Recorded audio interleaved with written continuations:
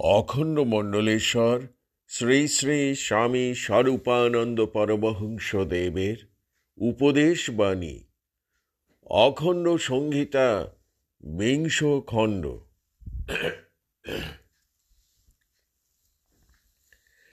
শিক্ষাক্ষেত্রে পুরাতনের পুনরাবর্তন আবশ্যক।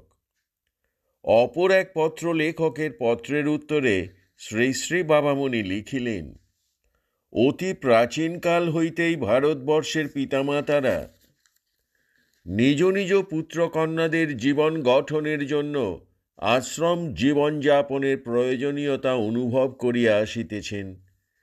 নানা যুগে নানাভাবে এদেশে নানাবিধ আশ্রম প্রতিষ্ঠিতও হইয়াছে। আশ্রমগুলির সহিত রাজকীয় প্রাধান্যের বা রাষ্ট্রীয় অনুগ্রহের শুভ সংযোগ প্রায়শই ছিল না বলিয়া দরিদ্র ঋষিরা দীনভাবে নিজ নিজ আশ্রম পরিচালন করিতেন। গুরু শিষ্যদের অন্ন নিজে যোগাইতেন। শিষ্যেরা নিজ নিজ বংশানুগত কৌলিন্যের কথা বিস্মৃত হইয়া নিদারুণ শ্রমের দ্বারা এই জীবিকা সংগ্রহের কাজে আত্মনিয়োগ করিত। রাজার ছেলেকেও গুরুগৃহে আসিয়া ধেনু চড়াইতে হইত।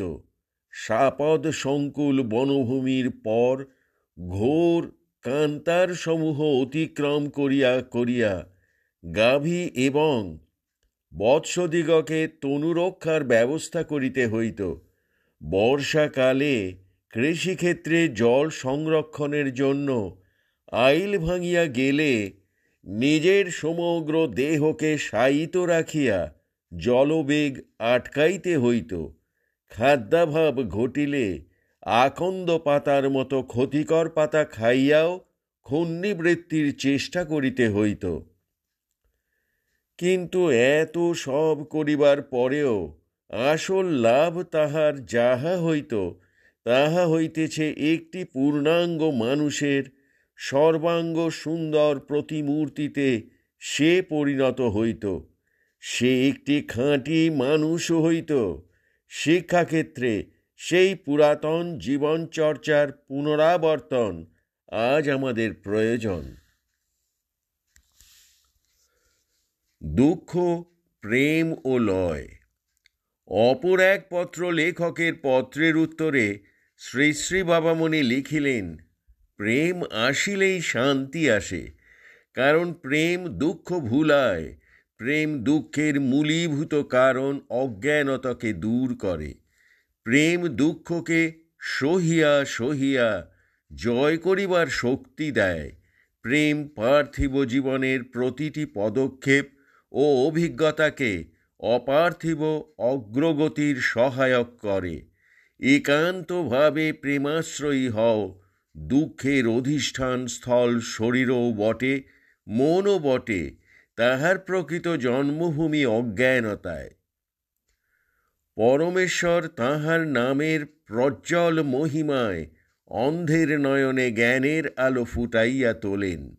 তাই সাধকেরা সর্বাবস্থায় নামাশ্রয়ী হন। মঙ্গলময় নামে মন রাখিলে তাহাতেই শক্তি আসিবে। সংসারকে নামময় করো, তাতেই সংসার প্রেমময় হইবে। তাহা হইলে দেহে মনে প্রাণে সংসারে এবং সর্বত্র শান্তি পাইবে।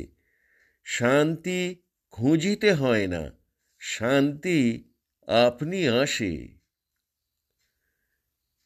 প্রেমে প্রাণ পূর্ণ হইলেই শান্তি আসে না। প্রেম ও গায়ের জোরে আসে না। দিবানিশি নাম করিতে করিতে প্রেম আপনিই আসে। প্রেমকেও খুঁজিয়া নিতে হয় না, প্রেম নিজের স্বভাবে তোমাতে আসিয়া সুস্থিত হইবে। কেবল নাম করিয়া যাও। নাম করার কত যে সুখ, কত যে শান্তি, তাহা যাহারা নাম করিয়াছে মাত্র তাহারাই জানে। অপরের জানিবার বা বুঝিতে পারার কথা নয়। যাহারা ইহার রহস্য জানে না, তাহারা তিক্ত ও কটু মন্তব্য করিতেছে বলিয়া তাহাদের উপর বিরক্ত হইও না। চিরকাল তাহারা এভাবে কাজ করিতে পারিবে না। ধৈর্য ধরো।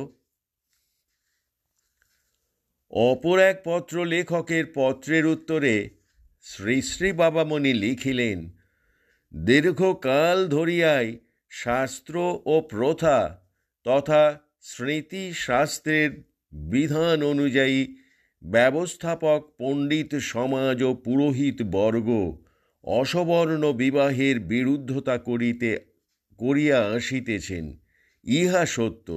কিন্তু পৃথিবীর ইতিহাস স্মৃতি শাস্ত্র অনুযায়ী চলে না, চলে অর্থনৈতিক অবস্থার তরঙ্গ তারণে উৎক্ষিপ্ত, প্রক্ষিপ্ত, আলোড়িত ও আবর্তিত হইয়া। আর স্ত্রী পুরুষের মিলন ব্যাপারে প্রজাপতি নামক এক অদৃশ্য দেবতার ভ্রুকুটির ইঙ্গিতে নানা সময়ে স্মার্তবিধি দুর্লভ লুণ্ঠিত হইয়াছে। ইহার ফলে সমাজ শাসকবর্গের তাৎকালিক শক্তি সামর্থ্য প্রভাব অনুযায়ী কাহারও কাহারও জাত্যন্তর ঘটিয়াছে, কিন্তু পুত্রের শ্রাদ্ধাধিকার কেহই হরণ করিতে পারেন নাই। শ্রাদ্ধাকালে পুরোহিতকে যজন যাজন করিতে দিব না বলিয়া সামাজিক বর্গ হুঙ্কার তুলিয়াছেন, আর শ্রাদ্ধ কার্যে আগ্রহী পুত্র অন্যত্র গিয়া কিছু বেশি দক্ষিণা দিয়া অন্য পুরোহিতের দ্বারা কাজটি সমাপ্ত করিয়াছেন। আধুনিক কালে অবস্থাপন্ন অসবর্ণ বিবাহকারীর জাতিপাত বা জাত্যন্তর মোটেই ঘটে না। কিছুকাল এক ঘরে হইয়া থাকিবার পরে সুযোগ সুবিধা মতন যে যার পূর্ব মর্যাদায় ফিরিয়া যায়। তবে সামাজিক বর্গকে বা সমাজের সাধারণ লোককে অভিভূত করিয়া দিবার মতো ত্যাগ তিতিক্ষার প্রয়োজন হয়। শ্রাদ্ধে যাহার বিশ্বাস আছে, সমাজ হইতে বহিষ্কৃত হইলেও সে পিতামাতার মৃত্যুর পরে শ্রাদ্ধ করিবেই। দেশে না পারিলে তো সংকট তারণ গয়াধাম আছে, সেখানকার পাণ্ডারাও আছেন। তবে সম্পত্তির উত্তরাধিকার নিয়া যদি মামলা বাঁধে, তবে কোথাকার জল কোথায় গড়াইবে ইহা বলা কঠিন। এমতো ক্ষেত্রে পিতার জীবৎকালের মধ্যে শরীরের সুস্থ থাকার অবস্থায় পুত্রের বা পুত্রদের ভাবী সত্ত্বাধিকারীর অনুকূলে একটি চরম ইচ্ছাপত্র বা উইল রেজিস্ট্রি করিয়া দিলে যাবতীয় আশঙ্কা দূরীভূত হইতে পারে। প্রাচীন ঋষিরা নিজেরাই অনেকে অসবর্ণ বিবাহ করিয়াছেন, তখন তাহাদের জাতিপাতও ঘটে নাই, তাহাদের পুত্রদের শ্রাদ্ধাধিকারও বিলুপ্ত হয় নাই। অবিরাম নানা শ্রেণীর সনিত সম্পর্ক স্থাপিত হইতে হইতে জাতিটা যখন একটা বিশ্বরূপ ধারণ করিতে চলিয়াছিল, এমন সময়ে সহসা পশ্চিম দিক হইতে সর্বগ্রাসী এক নবধর্ম উদ্যত দণ্ড হইয়া দেশবাসীর ধর্মের মধ্যে আপতিত হইলে আত্মরক্ষার তাগিদে হিন্দু সমাজ একটা নিদারুণ কর্মনীতি অবলম্বন করিয়া অসবর্ণ বিবাহকে অচল করিয়া দিলেন বলিয়া কোনো কোনো মনীষী ব্যক্তিকে বলিতে শুনিয়াছি। কথাটা অনুমান হইলেও অযৌক্তিক নয়, কিন্তু বর্তমানে ও ভবিষ্যতে অসবর্ণ বিবাহ যে দিনের পর দিন দুইটা একটা করিয়া কেবল বাড়িয়াই চলিয়াছে এবং এরূপ চলিতেও থাকিবে, লক্ষণে তাহা সুস্পষ্ট হইতেছে। বর ও বধূর আত্যন্তিক ও আন্তরিক আকর্ষণে যাহা ঘটিবেই ঘটিবে, তাহার সহিত লড়াই করিয়া যে পারা যাইবে না, এই সত্য উপলব্ধি করিয়া আস্তে আস্তে প্রাচীনপন্থী সজ্জনেরাও অসবর্ণ বিবাহ সম্পর্কে উদারতর হইতেছেন লক্ষ্য করা যাইতেছে। সর্বত্র অসবর্ণ বিবাহ হইতেই থাকুক, এইরূপ কোনো নির্দেশ বাণী আমি কখনো তোমাদের কাহাকেও দেই নাই।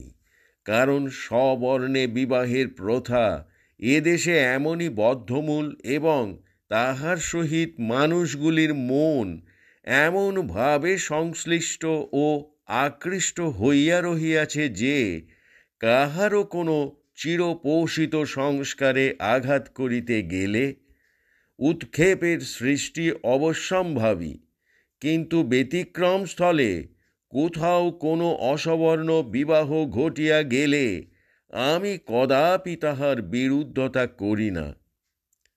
নানা যুগে, নানাভাবে, নানা দেশে নানা রকমের বিভিন্ন ও বিচিত্র রুচি মানুষের মধ্যে সাংসারিক আদান প্রদান ঘটিতে ঘটিতে আস্তে আস্তে বর্তমান মানব সমাজগুলির সৃষ্টি ও বিকাশ ঘটিয়াছে।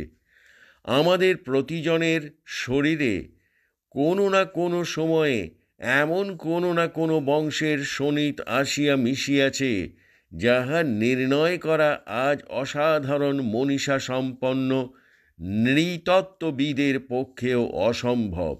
ব্যতিক্রম রূপে যে শোণিত সংমিশ্রণ আদি যুগ হইতে আজ পর্যন্ত হইয়া আসিতেছে, তাহা সূক্ষ্মভাবে এই ইঙ্গিতই করিতেছে যে একদা পৃথিবীর সমস্ত মানব গোষ্ঠীগুলির সহিত অন্য সকল মানব গোষ্ঠীর ধীরে ধীরে মিলন ও একীভবন একটা আশ্চর্যজনক বা অসম্ভাবিত ব্যাপার নহে, কিন্তু আভ্যন্তরীণ গঠনের দিক দিয়া মানুষ এক হইতে পারে নাই।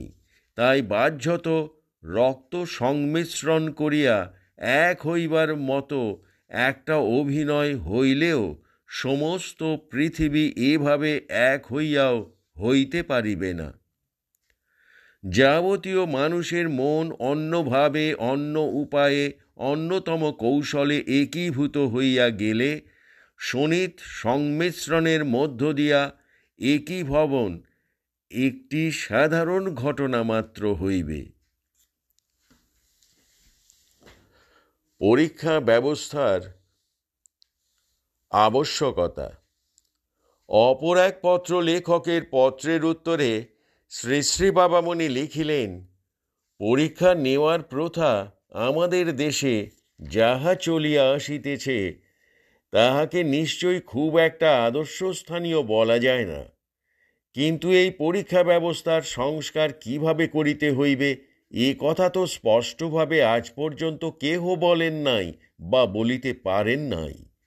কিন্তু বর্তমান প্রচলিত পরীক্ষা বিধির মধ্য দিয়াই জগদীশচন্দ্র বসু, আশুতোষ মুখোপাধ্যায়, প্রফুল্লচন্দ্র রায়, ব্রজেন্দ্রনাথ শীল, গৌরীশঙ্কর দে, রামেন্দ্র সুন্দর ত্রিবেদী প্রভৃতি বরেণ্য ও ধীমান পুরুষ দিগকে আমরা পাইয়াছি।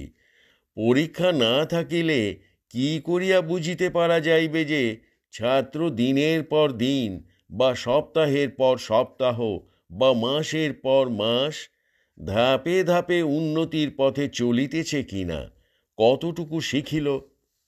এ বিষয়ের সঠিক মান পরীক্ষার উত্তরপত্র দেখিয়া নির্ণীত না হইতে পারে, কিন্তু নিজের আয়ত্ত করা জ্ঞানটুকুকে ছাত্র কতটা নিজের লেখনীর মুখে প্রকাশ করিয়া ধরিতে পারে, পরীক্ষা ব্যবস্থার দ্বারা তাহার একটা আভাস নিশ্চয়ই পাওয়া যায়।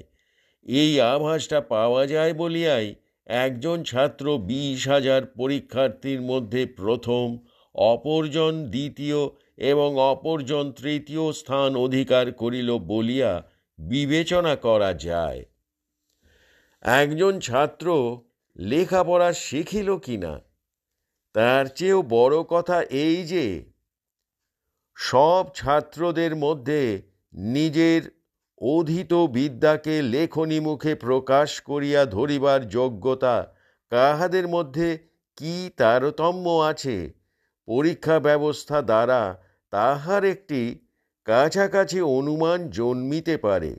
শিক্ষাদান কার্য অব্যাহতভাবে বা ধারাবাহিকতায় চালু রাখিতে হইলে পরীক্ষা ব্যবস্থা একটি থাকা নিশ্চিতই প্রয়োজন।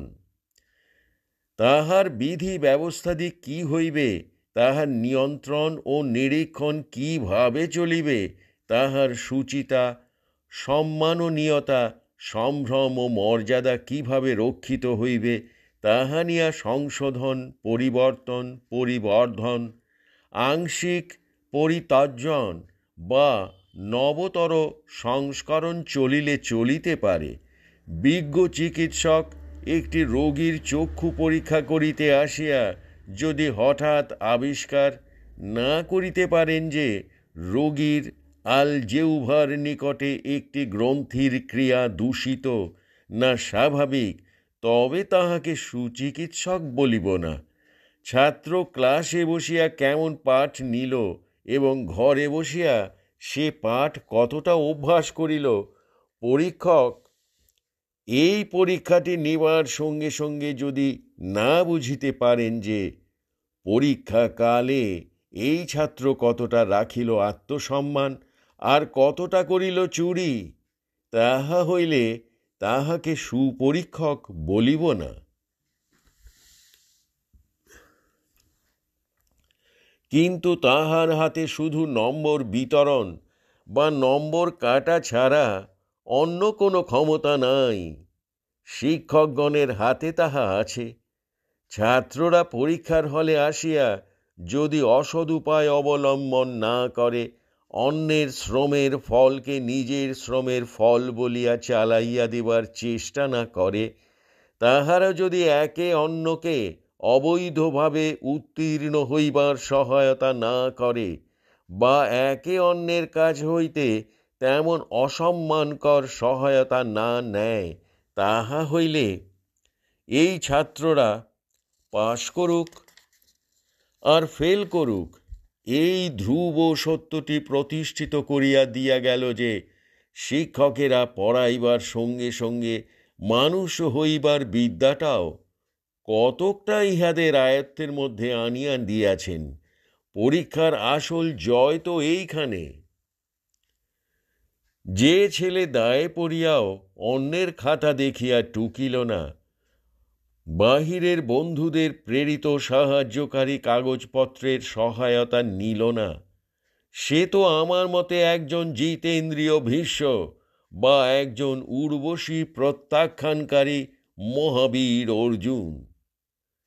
পরীক্ষা ব্যবস্থা যাহাই হোক, পাশ করিবার জন্য ছাত্ররা যে টুকিল না, নকল করিল না, বাহিরের সাহায্য নিল না, তাহাদের এই চরিত্র বলটুকু দেখিয়া নিশ্চয়ই বিশ্বাস করিতে পারি যে ভবিষ্যতের এক শুভ দিনে স্বদেশ প্রেমের যজ্ঞাগ্নির সম্মুখে জীবনের চূড়ান্ত পরীক্ষা দিবার সময়ে ইহারা সুসজ্জিতা সকামা সুন্দরী সুপ্রিয়া রমণীর প্রলোভনে জীবন সাধনায় জলাঞ্জলি দিবে না। প্রচুর ক্ষমতা হাতে পাইয়া ইহারা দেশবাসীর ধনভাণ্ডার লুণ্ঠন করিয়া নিজেদের বিলাস ব্যসনে ব্যয়িত করিবে না। পরকে ধোঁকা দিয়া জুয়াচুরি করিয়া ইহারা মনুষ্য সমাজে পূজিত এবং ইতিহাসে বন্দিত হইবার অপচেষ্টা করিবে না।